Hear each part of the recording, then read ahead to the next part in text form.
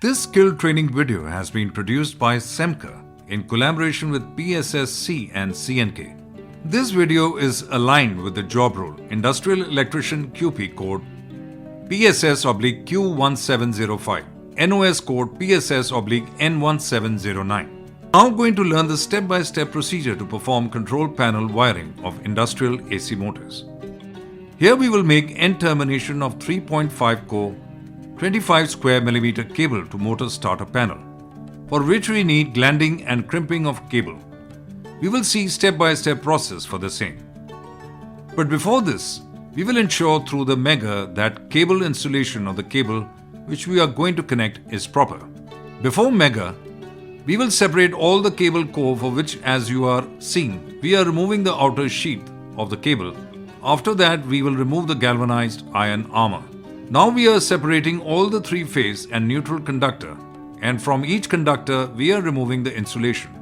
First we have removed insulation from red phase. Now we are removing yellow phase insulation. Now we are removing blue phase insulation. In the last, we have removed black color conductor insulation. Now we will measure insulation resistance between phase and armor and phase and neutral conductor. We are connecting black color probe of the Mega with cable armor and red color Mega probe with red phase of the cable. We will check the insulation at 250 volt DC.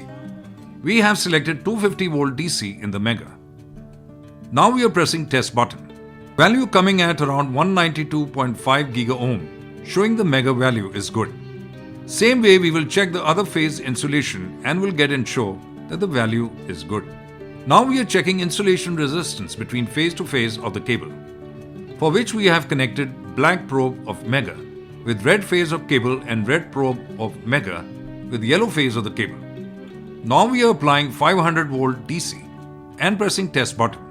Value coming around 325 giga-ohm, which is showing that insulation resistance is good and cable is free from any kind of fault. Now we can connect the cable. Before connecting the cable at the terminal, first we will do a cable gland. Cable gland will fix with the base plate of the panel. The cable gland protects the cable end termination from any kind of stress, also ensures a proper armored earthing connection with the panel body. Gland are two types. 1. Double compression gland. 2. Single compression gland. Here we are seeing double compression gland. Now before glanding, we will know different part of the gland. First part is check nut. Second part is the entry seal ring, which is black in color, made of rubber. Third part is the nipple entry part. Fourth part is an inner seal ring made of rubber. Fifth part is an armor clamping cone, in which armor connect. The sixth part is the armor clamping ring. Seventh part is the gland body. Eighth part is the outer seal ring and compression nut. The rubber material which you are seeing is the outer seal ring. This total system is known as compression nut. Cable size is 3.5 core, 25 square millimeter, for which we are using gland of 28 millimeter in size. For fixing gland at panel base plate, we have made 28 mm size hole through hole saw cutter. We are measuring the cable from the base plate to the termination point with some extra margin. Now we are removing the outer and inner insulation sheath and armor of the cable. Now we will fix the gland. First we are putting compression nut. Now we inserted gland body. Now inserting clamping ring. Now inserting armor clamping cone. The armor cone part will be at the cable armor. Therefore, as per armor cone size, we are measuring the length of armor and accordingly, we are removing the outer sheath of the armor for fixing the armor's clamping cone at the armor. Now we have placed a gland armor clamping cone at the cable armor. Now we are inserting the nipple entry part. Now we are connecting each part and ensuring proper tightness with the help of a monkey plier. Now finally, we are tightening the compression nut with the use of a monkey plier. Now we are inserting the cable in the panel through a base plate hole made for the gland.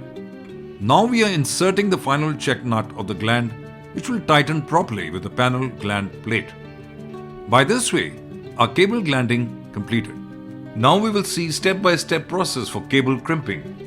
Now we will fix the lug in each conductor with the help of crimping tools. But before that, we will see different tools for cable lug fixing. This is a hydraulic crimping tool.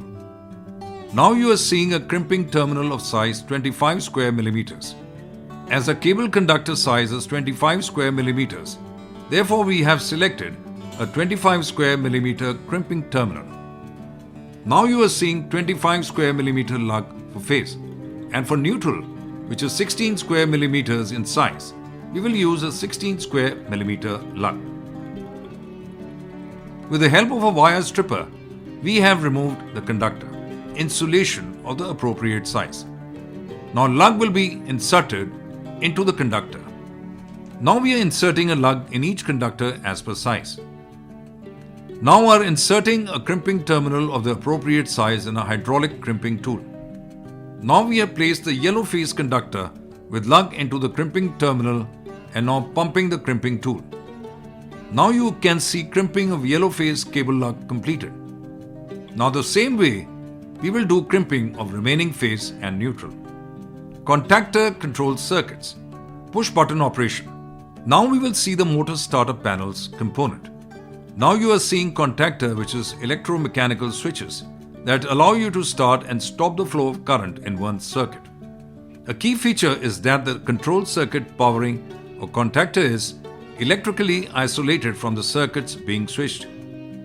If you have electrically isolated circuits, then you can switch heavily loaded high power circuits with relatively low power and prevent damage from overcurrent or voltage spikes.